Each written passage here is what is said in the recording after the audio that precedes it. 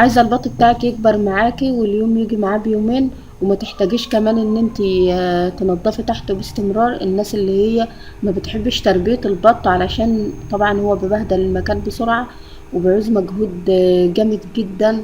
بالنسبة للنظافة هنشوف مع بعض في الفيديو كده الطريقة اللي تحافظي بيها على المكان اللي فيه البط من غير ما ينزل السقاية تنزل مية على الأرض.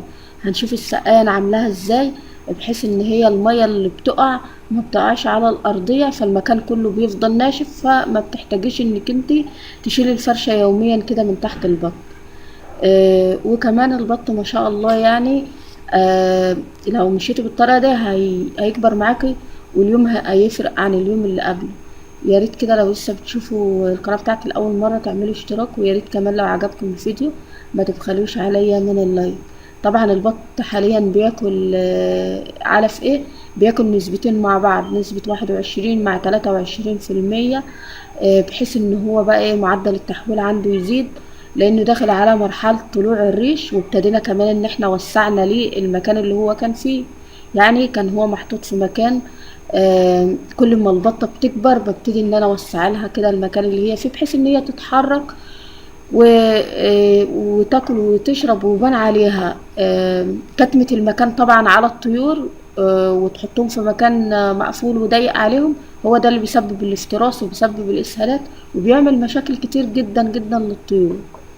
طبعا المية تكون حطها في جانب الأوضة كده لوحدها بعيدة عن الأكل، بحيث إن الأرضية كلها تفضل ناشفة، والبط ما يجيلوش كساح ولا يتعب منك ولا أي حاجة.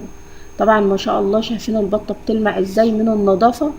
طول ما انت بتهتمي طبعا بالحاجة بتاعتك بتكبر معاك بسرعة. اليومين دول حاولوا انك انتوا تفرموا للبط بصل على طول وباستمرار مع كام فص من التوم كده على الاكل بتاعهم، علشان طبعا تغيير الجو، علشان البط يقاوم اي فيروس لو في اي حاجة في المكان ما يتأثرش بيها. انا هنا حاطه لهم السقايه، وحاطه تحت السقايه بقى ايه، حاطه تحتها تحط تحتها طبق بلاستيك، او عندك اي صينيه كده هتحطها تحت السقايه، بحيث ان الميه اللي تقع فيها وما تقعش على الارضيه وتبهدل المكان بالميه. انا هقرب الكاميرا كده علشان ايه، علشان تشوفوا الطريقه اللي انا حاطه السقايه بيها، والبط بيشرب منها وما بغرقش المكان بالميه، وترفعها من على الارضيه يعني بطوب او بلاطه كبيره كده بتحطها تحت السقايه. وكل ما البطه بتكبر معاكي كل ما انت تعلي لها الحاجه اللي بتحطي عليها علبه الميه او السقايه، بحيث ان هي ايه تكون على قد ان هي تشرب وما توقعش ميه على الارض.